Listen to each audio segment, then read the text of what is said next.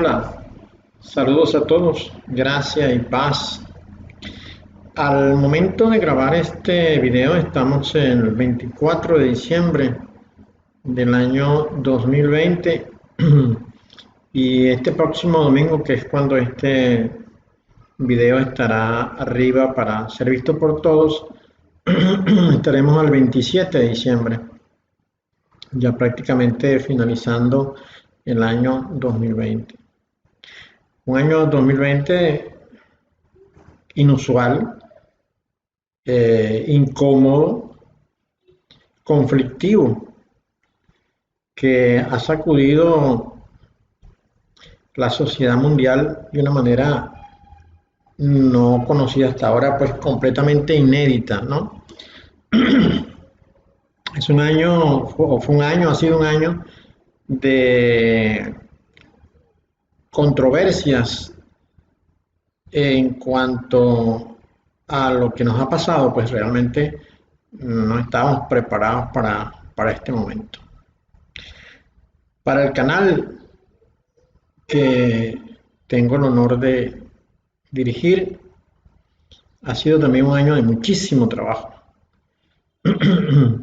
Prácticamente desde que comenzó a darse a conocer la noticia, empezamos a trabajar para difundir la mayor cantidad de información contextualmente ubicada desde el punto de vista de la profecía bíblica, desde la óptica de la voluntad de Dios en cuanto a lo profético, pues para dar a conocer la verdad de Dios en cuanto a lo profético, para que el mundo estuviera preparado para este momento, pues que nosotros habíamos entendido que estaba significando la llegada del final de todas las cosas. Nuestro ministerio de la comunidad cristiana Los Dos Olivos nació en el año 96, 1996, 1997. Cuando nos aproximamos al cambio de siglo, había una enorme expectativa en mi corazón sobre las cosas que habrían de suceder en el mundo. No sé por qué asociaba el cambio de siglo con un cambio profético, con el cumplimiento profético de lo anunciado en la Sagrada Escritura. Y el nombre del movimiento que nació en ese momento como Misión Los Dos Olivos, nació porque mi espíritu pues se identificaba plenamente con lo dicho en Apocalipsis 11:4. Estos son los dos olivos y los dos candeleros que están en pie delante del Dios de la tierra. Dice a partir del versículo 3, dice, y daré a mis dos testigos que profeticen por 1260 días. 1260 días, si lo dividimos entre un año, 365, eso nos da 3.45, es decir, 3 años con una fracción. Veamos a cuánto corresponde esa fracción. Vamos a quitar el 3, y a lo que nos quede lo multiplicamos por 365, y eso nos da 165 días. Es decir, 3 años con 165 días. Si lo dividimos esto entre 30 días en promedio, que tiene un mes, eso nos daría 5.5 meses. Es decir, estos dos testigos habrían de profetizar por 3 años y 5 meses y medio. Así estamos. Entonces, esto es lo que yo en aquel momento sentía que impulsaba mi vida en cuanto a lo que creía que debía hacer para Dios. Había una enorme inquietud en mi corazón y la búsqueda de la verdad profética anunciada en Apocalipsis ya estaba en mi corazón sembrada desde mucho antes. En algún momento de mi vida sería el año 1987 probablemente, no recuerdo exactamente. Yo tuve el sueño que he contado en mis libros acerca de una mano suspendida en el aire que apuntaba con el dedo índice a un triángulo. El triángulo tenía un ojo en la parte superior y alrededor del ojo tenía las palabras siguientes: aquel que bebe mi sangre sabe quién es mi enemigo. Tendrían que pasar, a ver, desde 1986, tendrían que pasar unos 25 años más o menos para que yo descubriera qué era esto. Fue entonces cuando en algún momento, en alguna oportunidad, descubrí, por ejemplo, esto que está acá. Encontré esto. Fue exactamente lo que yo vi en mi sueño, solo que en este triángulo, que es el triángulo Illuminati, lo que dice es Novus Ordos Seclorum Annuit Coeptis. Lo que dice es Annuit Coeptis. Aquí en esta zona yo vi que decía aquel que ve mi sangre, y aquí donde dice Novus Ordos Seclorum, en mi sueño decía sabe quién es mi enemigo. Y bueno, pues está muy claro para mí que solamente pues recibiendo el sacrificio del Señor en la cruz y entendiéndolo, buscándolo de todo corazón, que sería lo que podría interpretarse como aquel que bebe mi sangre, sabe, en la parte, sabe quién es mi enemigo, y el enemigo del Señor es aquellos que buscan el establecimiento de un nuevo orden mundial. Bien, a lo largo de entonces de este año, del año 2020 que está a punto de finalizar, nosotros hemos publicado eh, alrededor de unos 50 videos, alrededor de esto, pues, buscando con ellos dar la mayor información posible que pueda poner al día a la población mundial, pues, porque sabemos que por la internet se puede llegar a todo el mundo. En el mundo en este momento habitan alrededor de unos 7.800, 7.900 millones de personas, y la idea nuestra era poder alcanzarlos a todos. Y entonces hemos pues completado una gran cantidad de videos. Comenzamos hace 8 meses, quizás un poco más, publicando el tema de la semana 70. Tenemos la parte 1 y la parte 2. Y luego de acá hemos venido pues ya cuando la pandemia estaba declarada, empezamos a tocar temas como por qué estoy pasando por esto y para qué estoy pasando por esto. Lo publicamos después. ¿Qué es la gran tribulación? Porque mucha gente está confundida con el tema, y la mayoría de la iglesia evangélica niega que va a pasar por la gran tribulación. Bueno, porque han sido flojos, sin ninguna duda, flojos, negligentes más bien, para buscar la verdad, para documentarse, porque la verdad está en la Sagrada Escritura. Ahí está muy claro todo. Realmente, si uno se pone de corazón a buscarlo, uno la va a encontrar. Pero cuando digo que la iglesia evangélica es negligente, me refiero al laico, a la persona normal, al asistente ordinario todos los domingos a la iglesia. Es negligente por cuanto no busca en la palabra de Dios la verdad, sino que simplemente acepta lo que sus líderes le dicen, lo que le han enseñado. Y la iglesia y el liderazgo de la iglesia evangélica se ha orientado a satisfacer los deseos de Satanás en cuanto a engañar al creyente. Sin duda alguna esto ha sido así. La iglesia evangélica es una gran engañadora.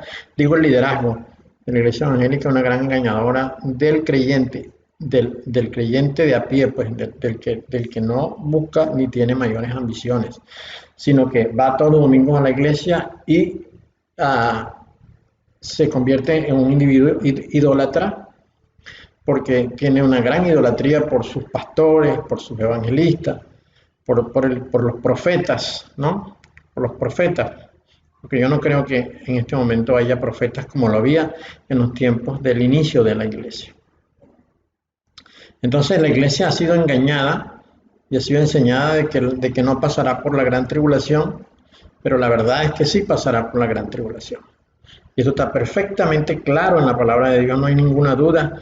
Yo tengo un libro mío, un escrito mío que no está publicado en ninguna editorial, lo puedo regalar a quien quiera por acá, por este medio, que explica de 15 maneras diferentes, todas tomadas de la Sagrada Escritura, todas sustentadas bíblicamente, 15 caminos diferentes que demuestran que pasaremos por la gran tribulación.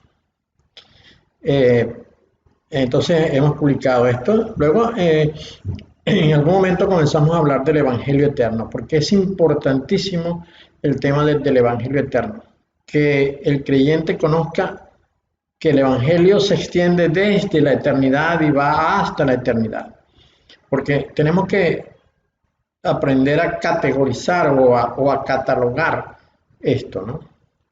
El Señor Yeshua, cuando estuvo entre nosotros, nos enseñó el Evangelio de la reconciliación.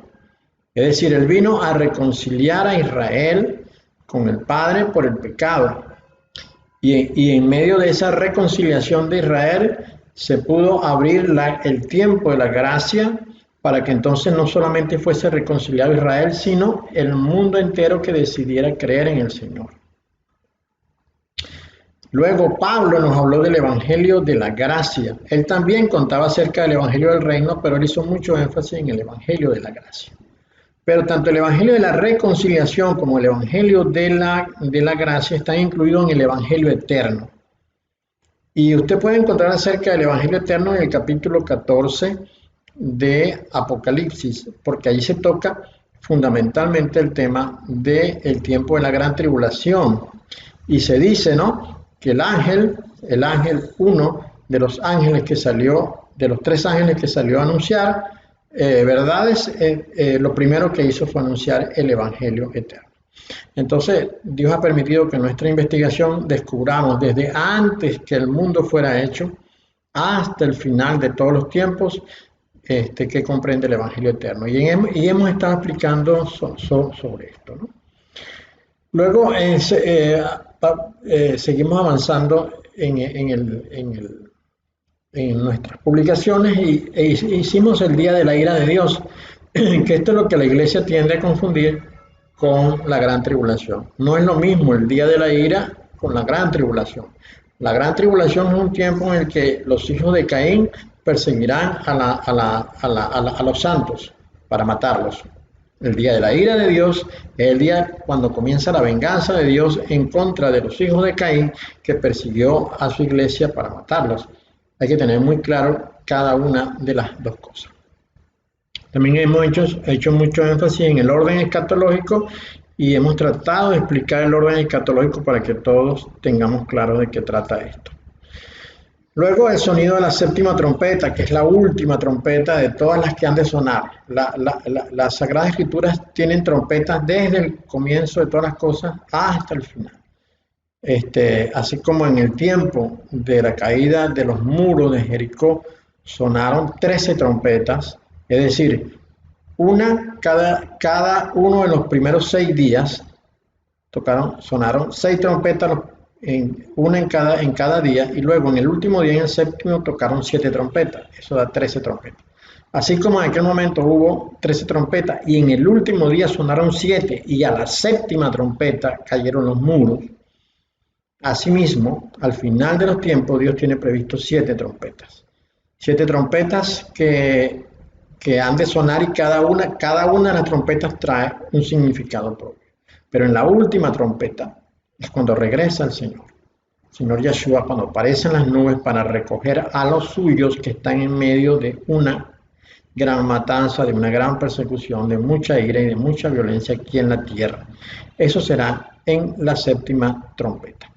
Entonces, el sonido de la séptima trompeta es importante. Luego, ¿qué es lo que está detenido? Eso es un tema fundamental, porque la iglesia evangélica, el liderazgo de la iglesia evangélica ha enseñado, y la base creyente, la iglesia evangélica ha creído que lo que detiene la aparición del anticristo es que la iglesia está en la tierra, que una vez que la iglesia sea quitada de la tierra aparecerá el anticristo. Esto es absolutamente falso. Y en esta enseñanza mostramos qué es lo que está detenido y qué es lo que ha de pasar cuando lo que está detenido sea eliminado. Seguimos avanzando la enseñanza y bueno, empezamos a hablar sobre las dos descendencias, la descendencia de Caín y la descendencia de Set, y cómo esas dos descendencias han influido en el mundo entero. Aquí tenemos la segunda parte de las dos descendencias, porque, oye, todo queda perfectamente claro cuando conocemos las dos descendencias. Las dos descendencias, parte 3, tenemos por acá. Las 7 copas, las copas de la ira de Dios. Hay 3 veces 7 cosas al final de los tiempos. 3 veces 7 cosas, 7 acontecimientos al final de los tiempos. Lo primero son los 7 sellos. 7 sellos. Los primeros 5 sellos son dramáticos porque los primeros 4 sellos tienen que ver con la actividad de la bestia sobre la tierra. Luego, en el 5.º sello se muestra todos los santos que han muerto por la persecución que ejecutó la bestia Illuminati en los primeros 4 sellos. Esos son los primeros 5. El 6.º sello comienza a mostrarse la ira de Dios y la venganza de Dios contra aquellos que persiguieron a sus santos. El 7.º sello son 7 trompetas. Entonces tenemos 7 sellos, 7 trompetas. Al igual que en Jericó, 6 primeras cosas diferentes, pero en la última, en la 7ª, vienen las 7 trompetas. Igual que en Jericó, exactamente. 7 trompetas. Cada una de las trompetas, como dije anteriormente, tiene un significado, pero en la 7ª trompeta regresa el Señor. Luego el Señor regresa y se lleva a sus santos para el lugar de los cielos donde ellos han de ser guardados. Como dice Isaías 26, la iglesia será guardada mientras pasa la ira de Dios. Y la ira de Dios comienza a manifestarse en el 6.º sello, cuando hay un gran terremoto, cuando el sol se oscurece y la luna pierde su resplandor, cuando caen las piedras desde los cielos, comienzan a caer las piedras desde los cielos, 200 millones de piedras. Inmediatamente después de eso se desatan las 7 copas de la ira. Entonces son 3 veces 7. La última son las 7 copas, pero en las 7 copas solamente estará aquí en la tierra toda la descendencia de Caín para ser castigados. Luego tenemos, a ver, más adelante tenemos la marca de la bestia, explicamos qué es la marca de la bestia. Aquí empezamos entonces nosotros a tratar el tema de capítulos en específico del Apocalipsis.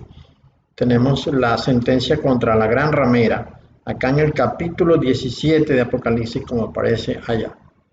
Luego, uno de los más hermosos capítulos del Apocalipsis, que es el capítulo 5, que habla de cuando el Señor Yeshua toma el rollo y lo puede abrir, porque no había sido hallado nadie capaz de abrir no había sido nadie capaz de tomar de la mano del Padre el rollo, pero había uno que había sido preparado para esto, el Señor Yeshua, fue el único que pudo abrir el sello. Seguimos, explicamos lo que significa el mar y la arena.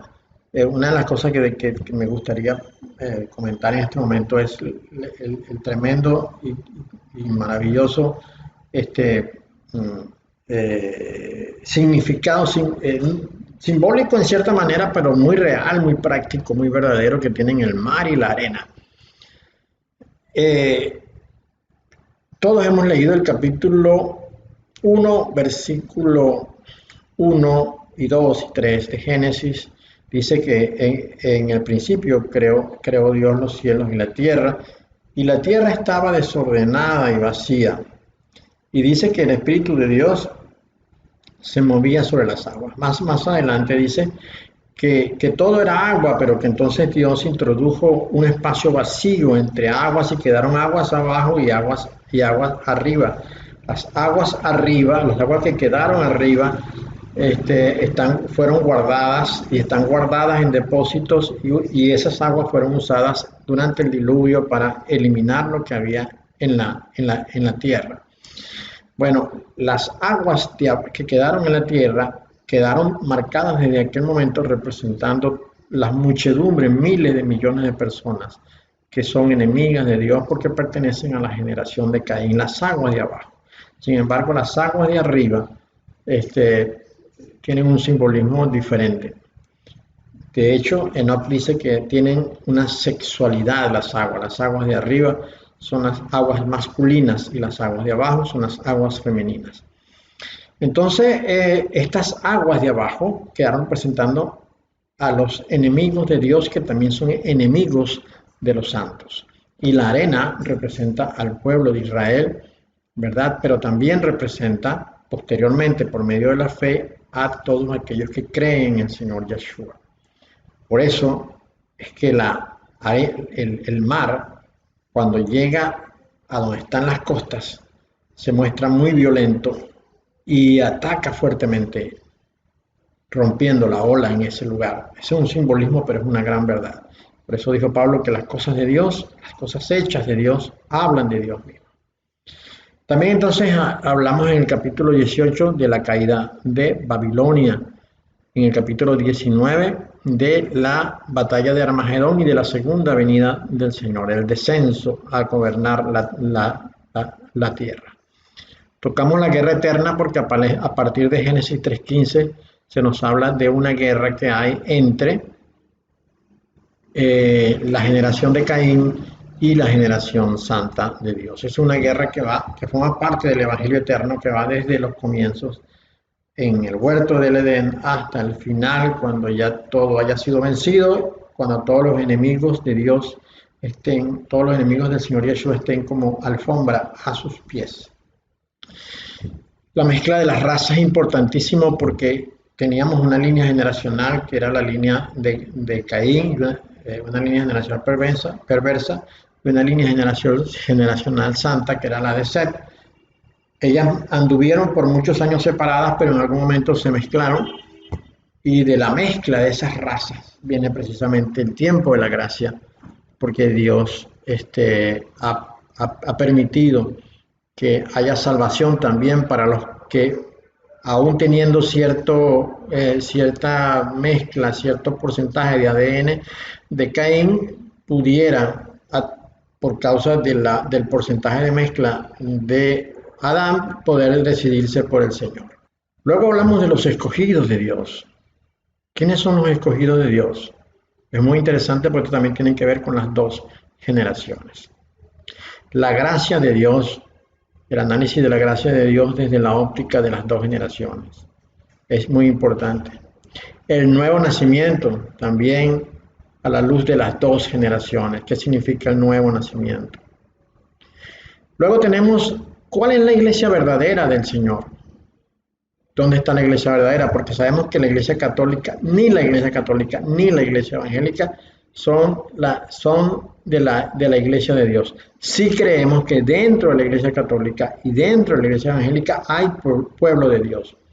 Pero la dirigencia de la iglesia católica y la dirigencia de la iglesia evangélica no son de Dios. Y de hecho, pues todo lo que ha organizado la iglesia evangélica ha sido para destruir la fe y las posibilidades de salvación del creyente. Las enseñanzas de la iglesia evangélica son destructoras, son dañinas, son perversas, están orientadas a llevar al Hijo de Dios, a ser confundido para llevar al Hijo de Dios al infierno. Pero pensamos que cada creyente debe reconocer que necesita buscar cuál es la verdadera iglesia, necesita buscar dónde está su ubicación, dónde debe estar ubicado él, porque no tenemos por qué aceptar que la iglesia evangélica es la iglesia de Dios, que es la que maneja la verdad. De hecho, no maneja la verdad, ha enseñado y está enseñando doctrinas maliciosas y perversas. Luego enseñamos un tema absolutamente controversial, muy controversial, el tema de que la resurrección será antes de la gran tribulación.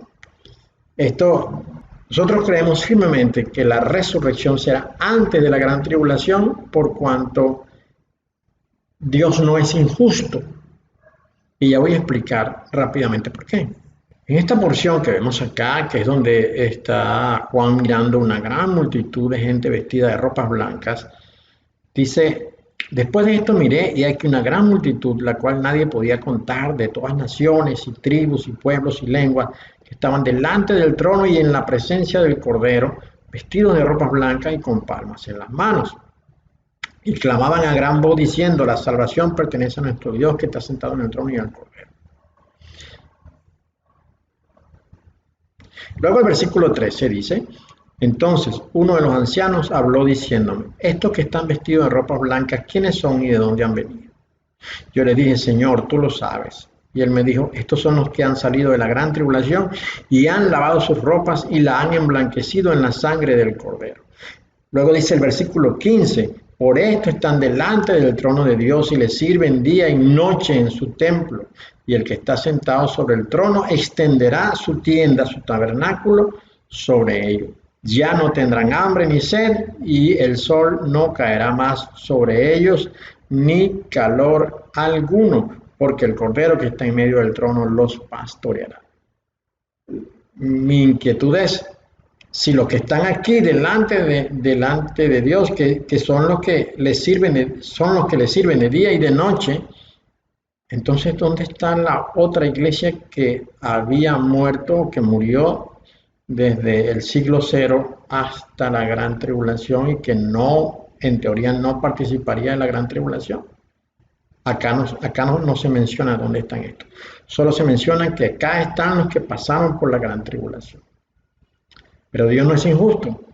Dios no va a darle una bendición muy grande a los que pasaron por la gran tribulación y va a dejar a la gran mayoría de la iglesia, que como digo, murió hace 2000 años hasta acá, sin gozar de este beneficio.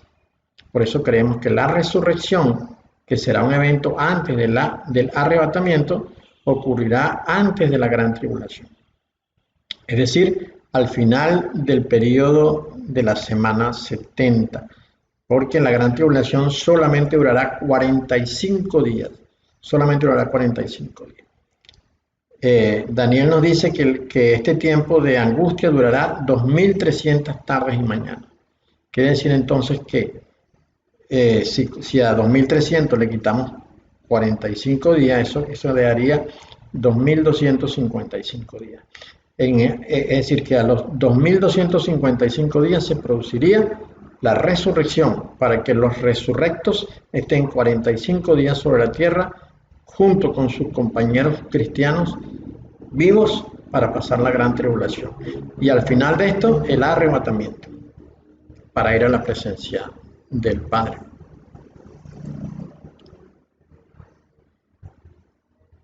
Seguimos hablando entonces de la resurrección. Luego hablamos de sal de allí, pueblo mío, hablando de la Babilonia, y tocamos temas como que la profecía ya ha terminado porque no se necesitan profetas en este momento. Seguimos hablando ahora del reino ahora o el dominionismo, una de las mentiras de la iglesia evangélica, que es la del ¿cómo se llama? La de la extensión del reino en este momento, implantar el reino en este momento. Es una doctrina falsa de la iglesia evangélica que ha enseñado a sus creyentes a que hay que implantar el reino en este momento, lo cual resultaría en una gran ofensa. Digo yo, por desconocimiento, pero es una gran ofensa, porque el reino no se va a instalar ahora, el reino se instala cuando el Señor Yeshua descienda. Pero después de esta corriente que se introdujo a través de J.R. Rashdoni, allá comenzando terminando el siglo XIX, comenzando el siglo XX, de que en su visión, pues él no aceptaba una iglesia debilitada, una iglesia sufriente, una iglesia que fuese a pasar por la gran tribulación. Entonces introdujo esta doctrina falsa del dominionismo o reino ahora. Esto lo hemos enseñado también acá. Luego empezamos a tocar el tema de restaurando la iglesia.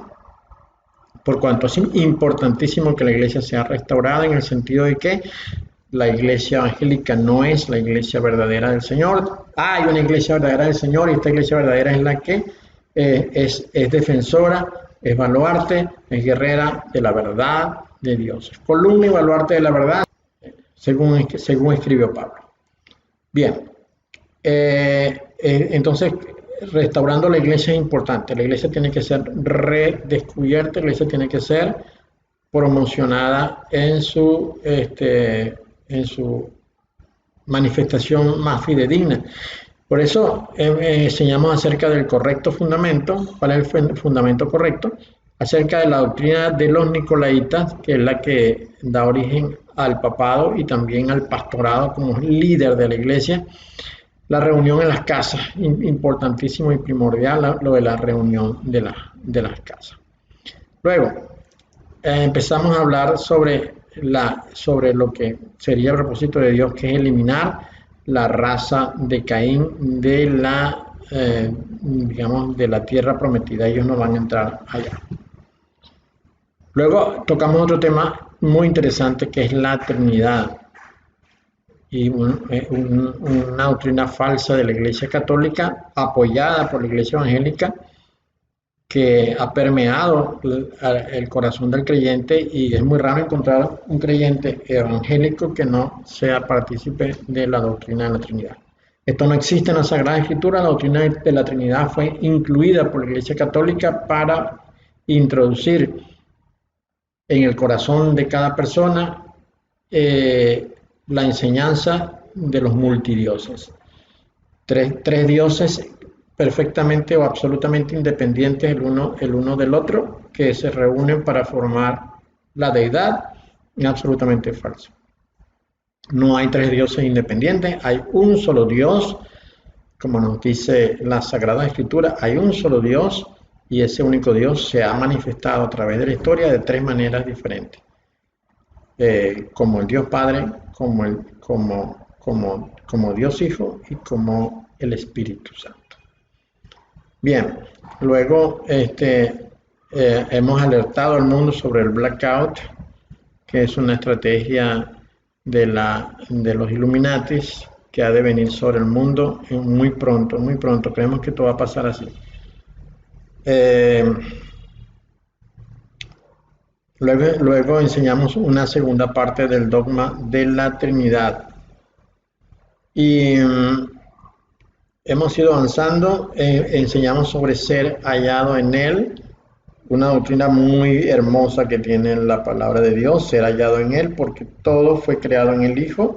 Yeshua es Él, en Yeshua se encuentra toda la creación, incluida en Él, porque Él es el Logos, el Verbo, la palabra creadora de Dios que se hizo carne.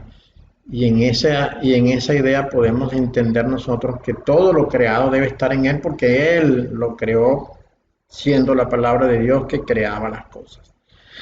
Entonces, cada uno de nosotros debe ser hallado en Él, debe ser hallado en Él. Cuando se manifieste el Hijo, cuando venga el juicio, cuando se pongan las cosas en orden, cada uno de nosotros debe ser hallado en Él. Si no somos hallados en Él, si estamos fuera de Él, no recibiremos lo prometido.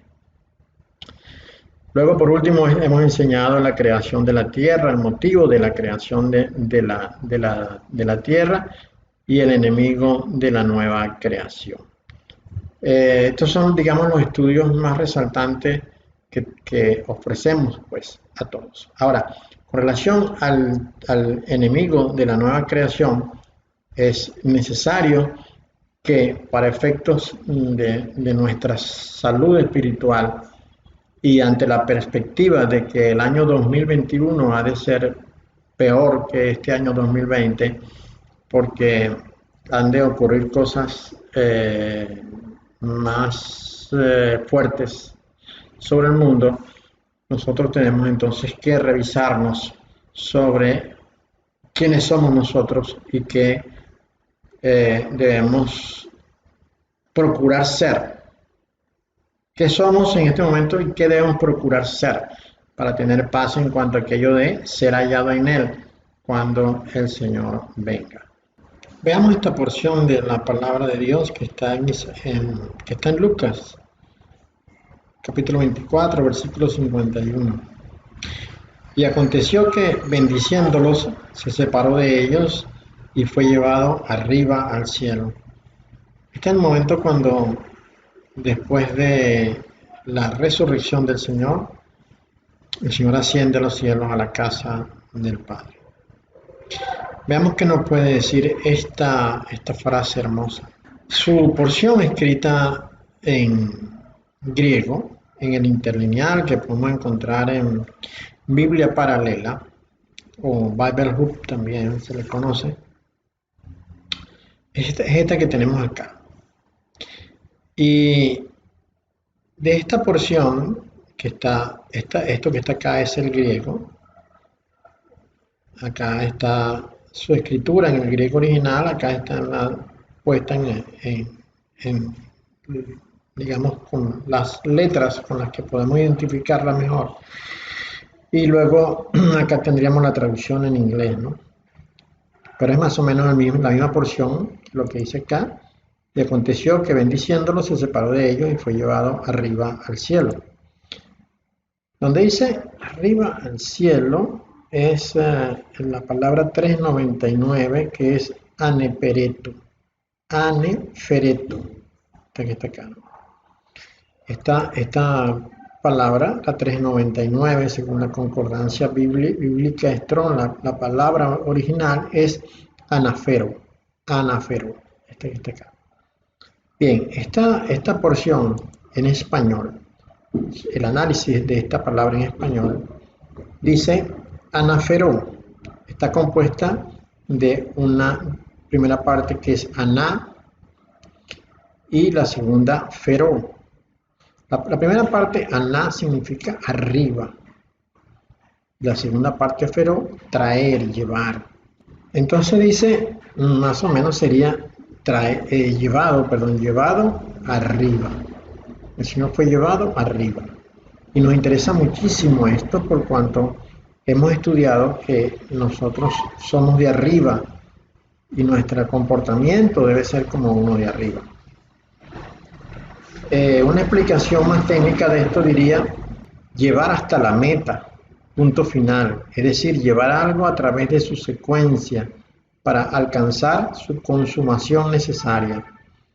Esto es muy gráfico, describe muy bien lo que quiere significar esta palabra. O sea, ser llevado arriba es completar una secuencia para obtener el logro final del objetivo que se había propuesto. Claro, en el caso del Señor, Él fue sacado de la tierra, de este mundo a donde Él no pertenecía, porque Él ya lo dijo que no pertenecía a este mundo, y fue llevado arriba a la casa del Padre. Pero ya Él había satisfecho totalmente las expectativas de Dios en cuanto a la salvación del mundo por la conducta intachable del Señor Yeshua cuando estuvo entre nosotros, que le dio suficiente mérito como para morir y resucitar. O mejor dicho, puesto de otra manera, Él alcanzó el objetivo del Padre, que era la resurrección. Pero para poder resucitar tuvo que morir primero. Pero Él ya había hecho el mérito suficiente para poder vencer la muerte. Entonces, esa secuencia necesaria, ese proceso obligado, el Señor lo cumplió a cabalidad. Una vez que el Señor cumplió a cabalidad lo que el Padre le había propuesto, entonces fue llevado arriba. Bien, igualmente nosotros, en nuestra vida tiene que ser así.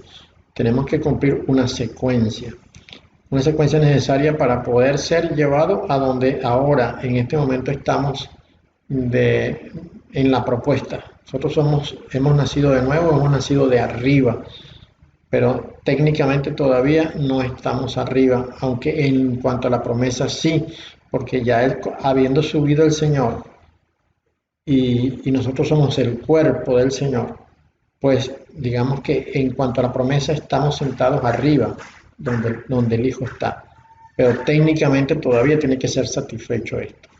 Cuando digo técnicamente quiere decir que no es Todavía nosotros tenemos que alcanzar en lo físico, en lo real, lo que en este momento es una promesa. Pero para ello tenemos que cumplir la secuencia. Y aquí la clave de todo esto. En el verso que estamos estudiando, dice que el Señor fue llevado arriba al cielo. Eso es lo que nuestra traducción lo dice. En el inglés, en el griego, dice anafereto eiston o uranon, que traducido es fue llevado arriba dentro del cielo. La palabra 3772 en la concordancia bíblica Strong es ouranos, como está aquí, ouranos, ¿verdad?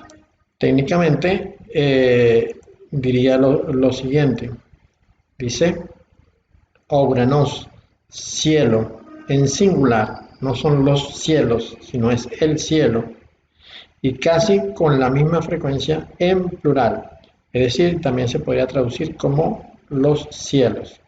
El singular y el plural tienen matices distintos, por lo tanto deben distinguirse en la traducción, aunque desafortunadamente rara vez lo son. Lo importante de esto es que el término cielo fue incorporado en la frase escrita por Lucas.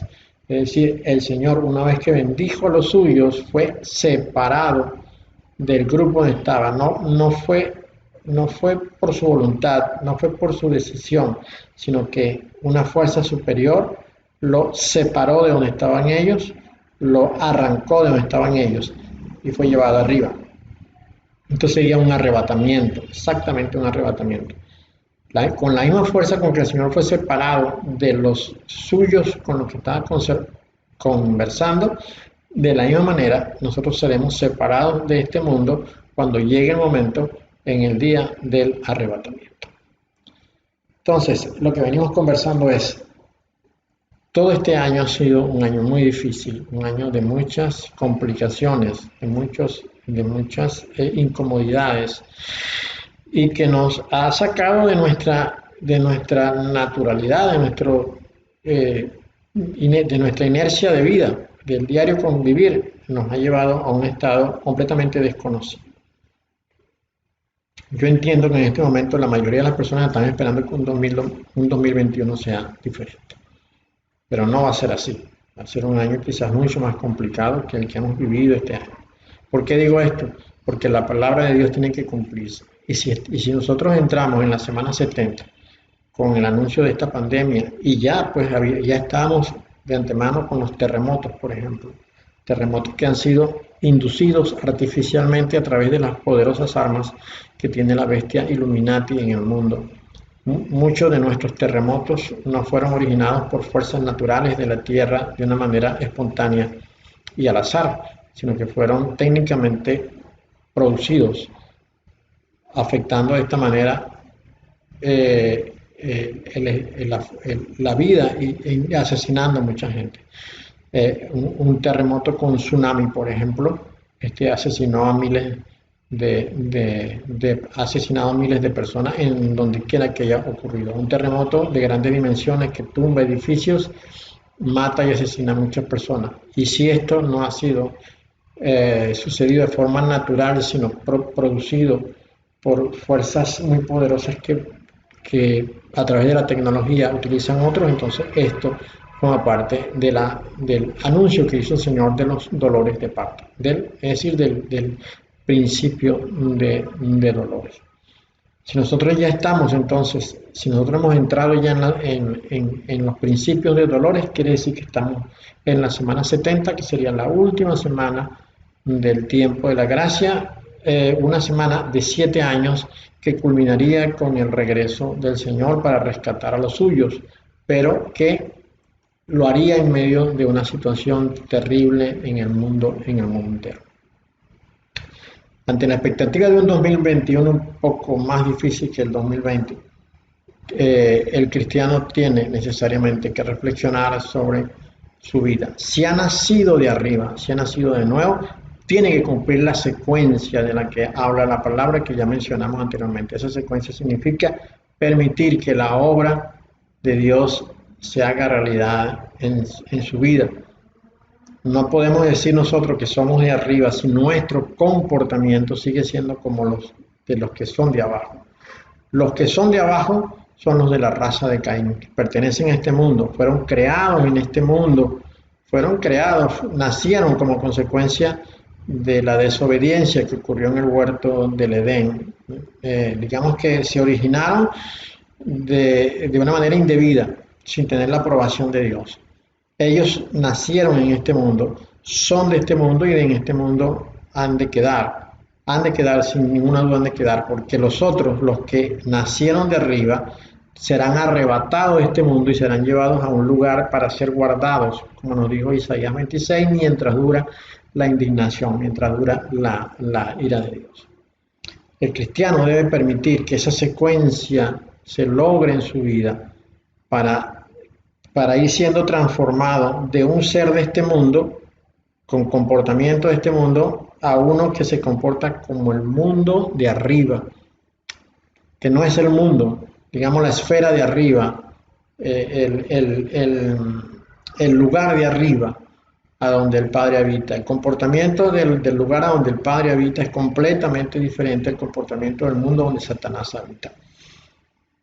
Los que no somos de este mundo hemos tenido que pasar una temporada en este mundo, es necesario pasar una temporada en este mundo como porque era necesario para poder eliminar la raza de Caín. La raza de Caín tiene que ser eliminada y para ser eliminada, pues nosotros, los que venimos de arriba, teníamos que estar acá en este mundo. Nuestro paso por este mundo es temporal. Así lo dijo Pedro en una de sus cartas y así lo dijo también el escritor de la carta a los hebreos. Somos peregrinos y extranjeros en este mundo. Extranjeros, no somos de este mundo, somos extranjeros. Pero para que se note que nosotros somos extranjeros de este mundo, tenemos que comportarnos como quienes no son de este mundo, como quienes son nacidos de arriba. Para poder regresar arriba, tenemos que comportarnos como unos de arriba. Y esto es lo que yo invito a que sea considerado en la vida de cada uno de nosotros para el nuevo año, para el año próximo. Meditemos sobre estas palabras del Señor que le dijo a Nicodemo cuando se reunió con él, y que esto aparece en el capítulo 3 del Evangelio según San Juan. El que de arriba viene es sobre todos. El que es de la tierra es terrenal, y cosas terrenales habla. El que viene del cielo es sobre todos, insiste él, hablando de él mismo, porque él venía de arriba, del cielo, a donde luego, según acabamos de ver hace unos momentos, fue llevado de nuevo una vez ocurrida la resurrección. Ahora, él dice, el que es de la tierra es terrenal, dice, y cosas terrenales habla. Veamos esto. Acá tenemos entonces esto mismo en la Biblia paralela o Bible Hub. Y encontramos acá lo mismo que fue dicho por el Señor. La palabra usada para hablar en griego es la leo, que tiene el número 2980 en la concordancia bíblica Strong. Como podemos ver acá, significa hablo, parloteo. En griego clásico, pero en el Nuevo Testamento dice que es una palabra con mucha mayor dignidad. Hablo, digo. Es decir, que el que es de la tierra parlotea o habla cosas de la tierra. Y aquí hay una etapa, una secuencia que debe ser superada, porque hay que dejar de parlotear o de hablar de las cosas de la tierra para comenzar a hablar de las cosas de los cielos o de las cosas de arriba, que es donde el Padre está. Ahora bien, nosotros hablamos de lo que pensamos. No hay manera de desligar nuestra conversación de lo que está primeramente en nuestra mente. Quiere decir que lo que nosotros hablamos es lo que expresamos de forma oral de aquello que ocupa nuestra mente. En consecuencia, si nosotros queremos empezar a cambiar lo que hablamos, tenemos que empezar a cambiar lo que pensamos. Y entonces, en ese orden o secuencias necesarias que permitan que nosotros pasemos del hombre de este mundo al hombre de arriba, uno de los elementos principales que tenemos que considerar es lo que hablamos. Y para cambiar lo que hablamos, tenemos que empezar a cambiar lo que pensamos. Ahora, para poder cambiar lo que pensamos, tenemos que enfocarnos en que hay que obstaculizar la información que nuestra mente ha recibido durante todos estos años, que es lo que principalmente ha dado origen a nuestra manera de pensar. Y nosotros nos nutrimos nuestra mente de información que viene de variadas fuentes. En otros tiempos de la historia de la humanidad, pues la fuente de información era muy reducida. Sin embargo, había una fuente de información. Pero en estos tiempos en los cuales vivimos nosotros ahora, en el año 2020, con mira al 2021, la cantidad de información es muchísimo mayor que la que se podría haber tenido, por ejemplo, en el siglo XV o en el siglo XVI. La tecnología que se dispone en este momento permite tener un torrente de información muy grande que va orientado pues a educar, entre comillas, a nuestra mente y a definir aquello de lo que hablamos. Un ejemplo que podemos poner en este momento son los teléfonos celulares o las televisiones inteligentes. La tecnología a través de la internet permite lo que hemos tocado en otros videos, que es la inmediatez producto de la globalización. Una noticia de algo que ocurre en el lugar más alejado del mundo, por ejemplo Australia o Rusia o China, se conoce en América en cuestiones de segundos. Y está en nuestra mente y en nuestro corazón en el mismo momento en que puede producirse si estamos nosotros mirando o atendiendo las fuentes de noticias que de donde se redactan los noticieros a nivel mundial. Hay gente que pasa muchas horas frente al televisor mirando noticias. Y con el asunto de la pandemia, por ejemplo, hemos visto cómo los medios de comunicación en manos de la élite han logrado su objetivo, que es infundir una gran cantidad de miedo, y esto es razón del tiempo que pasa la persona mirando la televisión. Si el mundo estuviese completamente desconectado de la información, ellos nunca hubieran podido lograr su objetivo de infundir miedo. Ahora bien, aunque nosotros tengamos un gran acceso a la información de una manera muy sencilla y muy fácil, es nuestra decisión de qué es lo que hacemos, qué es lo que oímos, qué es lo que miramos, a qué le prestamos atención, qué le damos importancia, sobre todo qué es lo que creemos. Frente a la tonelada de información que nos llega en este momento a través de todos los medios de comunicación, hay una fuente de información que es verdadera, es fidedigna y es la palabra de Dios, y es la Sagrada Escritura.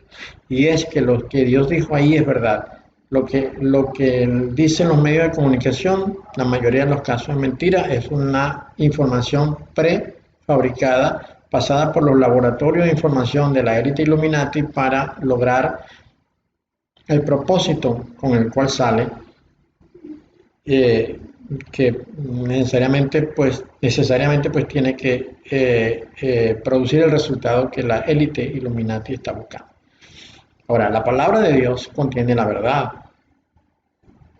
Y cuando uno pone más atención a la palabra de Dios que a los noticieros, uno va a comenzar a ver cómo la mente comienza a cambiar. Por ello Pablo dijo esto. En cuanto a la pasada manera de vivir, despojados del viejo hombre que está viciado conforme a los deseos engañosos, y renovados en el espíritu de vuestra mente, y vestidos del nuevo hombre, creado según Dios en la justicia y santidad de la verdad. Bien, veamos esto un momentico. Aquí tenemos ese mismo texto escrito en griego. Dice ananeustai de to neumati tou nos imón, es decir, renovar el espíritu de la mente. La palabra usada para mente es nous, y nous viene del original que es nous. La palabra nous traduce mente, comprensión, razón. Cualquiera de estos tres podríamos usar, mente, comprensión, razón. O sea que se podría parafrasear esta frase usando cualquiera de ellos. Renovaos en el espíritu de vuestra comprensión. Renovaos en el espíritu de vuestra razón. Aquí podríamos tener entonces algo muy interesante. Renovaos en el espíritu de vuestra razón o de vuestro razonamiento. La forma como llegas a conclusiones sobre las cosas, porque de la manera como lleguemos a las conclusiones determinadas sobre un asunto específico será la manera como vamos a proceder, a actuar, a tomar decisiones sobre este punto, y es precisamente lo que va a influir en si somos nosotros de abajo o si somos nosotros de arriba. Así pues, entonces, que no es una casualidad que, por ejemplo, se nos pida que nos renovemos en el espíritu de nuestra mente, de nuestro razonamiento, de nuestro conocimiento. Tenemos que crear una nueva información. Tenemos que llenar nuestra mente de información diferente, de información que no es la misma con la que hemos tomado decisiones a lo largo de nuestra vida, porque eso que en lo que andamos cada día, aquello que forma parte de nuestra cotidianeidad, es lo que nos define. Si nosotros somos de los de abajo, como dijo el Señor, hablamos cosas de abajo. Si somos de los de arriba, hablamos cosas de arriba. Y se puede notar fácilmente en una conversación ordinaria si somos de abajo o somos de arriba. Nuestra conversación debe ser orientada bajo los términos de los asuntos, como se tratan las cosas arriba, y para poder lograrlo tenemos entonces que empezar a cambiar el espíritu de nuestra mente. Un ejemplo muy sencillo podría ser, por ejemplo, en una situación de confrontación, en una discusión. Ahí se puede notar cuando nosotros somos de abajo, cuando nosotros somos de arriba. Si somos de abajo, nosotros vamos a dar pie a la confrontación. Vamos a alimentar la confrontación y vamos a crear situaciones de discordia y de disgusto aún peores. Si somos de arriba, vamos a tratar de ser conciliadores, vamos a hablar palabras suaves y vamos a tratar de lograr entendimiento y por sobre todas las cosas que haya reconciliación. Y esto puede ocurrir en una conversación con cualquier persona, una persona que nos viene a traer comentarios sobre otra. Ya traer el comentario significa entonces que esa persona que viene a conversar con nosotros está invitando a una conversación bajo los términos de este mundo, de lo de abajo. De nuestra respuesta va a depender qué es lo que va a suceder en el futuro. Si nosotros somos de arriba, tenemos que tratar entonces de detener el proceso de murmuración. Y esto se puede lograr de una manera muy gentil y muy amable sin que haya una ofensa, pero que al mismo tiempo se pueda enseñar a la otra parte la verdad. Los términos de si somos de arriba o si somos de abajo se puede lograr, se puede poner en evidencia cada día cuando salimos a la calle. Uno puede ver la actitud hostil que llevan las personas cuando salen a la calle, si son molestadas, si son tropezadas, si se les inquieta o se les incomoda de alguna manera. La reacción generalmente es bajo una situación de molestia y con cierta violencia.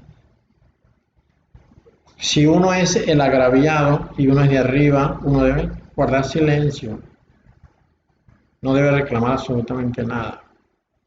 Pero si uno es el que ha causado la molestia y otro le responde a uno con agresividad, ¿qué es lo que hace uno de arriba? ¿Se mete en la discusión y la genera más violenta aún? No, simplemente ofrece disculpas y trata de reconciliar, trata de solucionar la situación.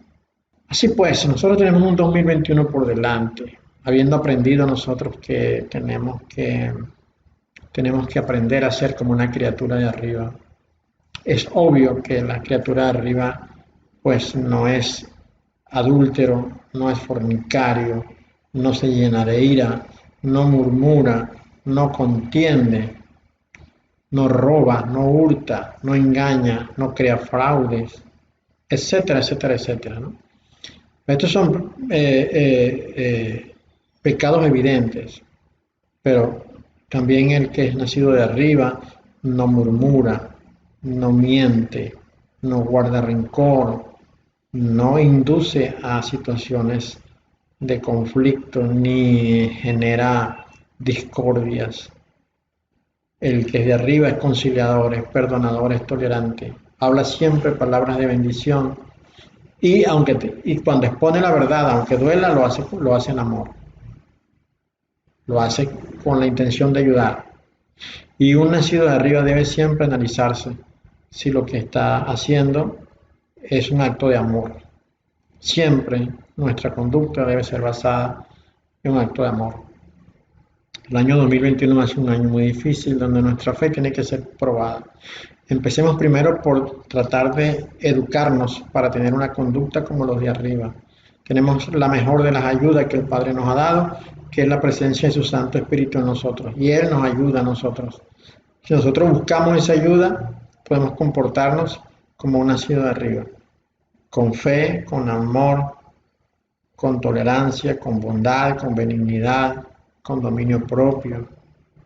Todas estas cosas que caracterizan el fruto del Espíritu están en nosotros. Podemos obrar y operar de esta manera el año próximo. Y por sobre todas las cosas, revestirnos pidiéndole a Dios, claro está, de sabiduría para ser valientes, para tener coraje, para no negar nunca al Señor. Pase lo que pase, no negarlo nunca, para estar preparados para dar una buena defensa acerca de nuestra fe. Espero que el año próximo sea un año diferente para todos. Sigamos hablando la verdad, pero no diferente en el sentido de que sea próspero como decía la mayoría. No, que sea diferente en el sentido de que ya nosotros no nos comportaremos como uno de abajo, sino como uno de arriba. Dios te bendiga.